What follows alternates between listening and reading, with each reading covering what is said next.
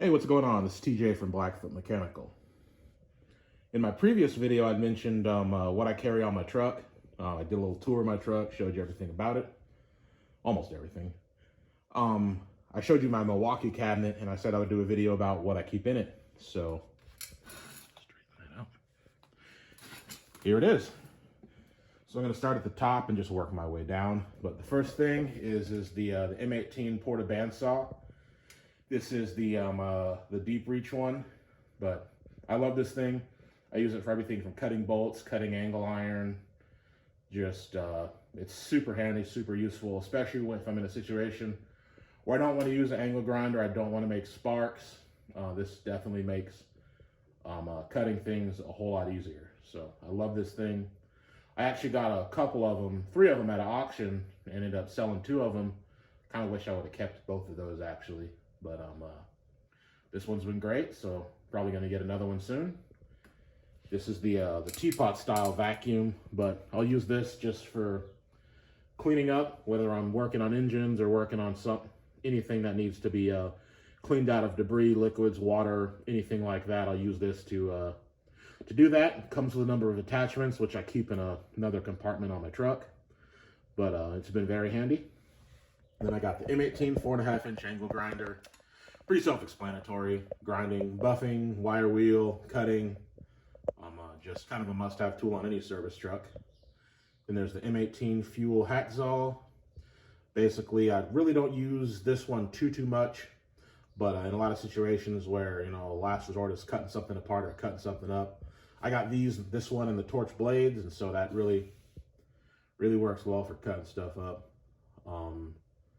But I just wanted something kind of smaller and compact, more so than a full-size Sawzall, so that was kind of perfect. Then I got the searchlight, spotlight. This is just great for just working at night, doing anything at night. It's got 3 modes actually, flood, spot, and combination. I use the flood mostly. I'll just put a big battery on it, set it by wherever I'm working, and it gives me light when I'm working at night. Now with the impacts.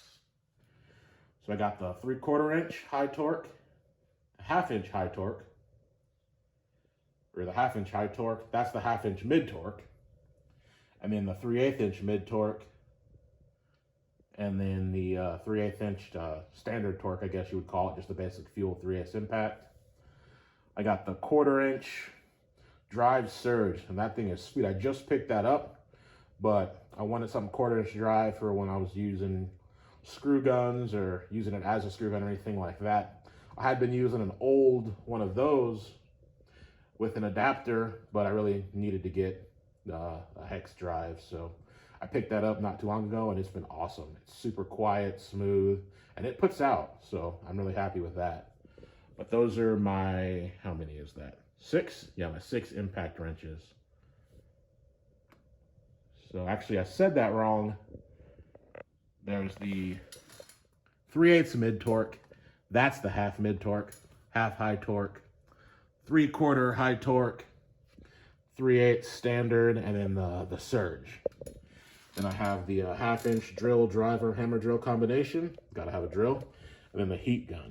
And I get a lot of questions about the heat gun. I have a 1500 watt plug-in heat gun that I usually don't keep on my truck, but this one doesn't put out like that one does. That one has just a wider heat area, and it'll put heat out further in distance. But this one does get very hot. You just have to hold it close. And I use it mostly for heat shrink. My heat shrink electrical connectors that I showed in my previous video. Just regular heat shrink tubing. A lot of times I'll use it for melting or de-icing stuff that's frozen up in wintertime. But it does a good job of that. I didn't expect it to put out what the my plug-in, the 1500 watt does, but it does great. Then I got my angle die grinder and my straight die grinder.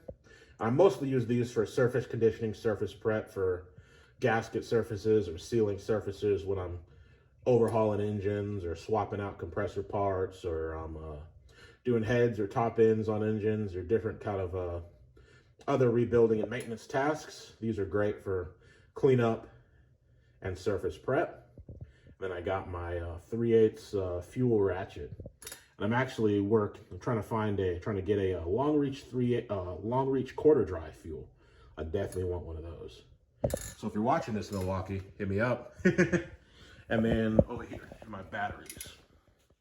Now my batteries, I got an 8.0 amp hour, two 6.0s, 4 5.0s, two 3.0s for the M18. And then for the M12, I got one of the 2s, a 6, and 2 4s. So that usually supplies me with my my battery needs, especially if I show up with all of them charged. But I do have 2 chargers on the truck that run off my inverter, which runs off my auxiliary electrical system, which I will probably talk about in another video. But yep, that's what I'm running for M18 tools. And yes, that's a piston. All right, thanks for watching, guys.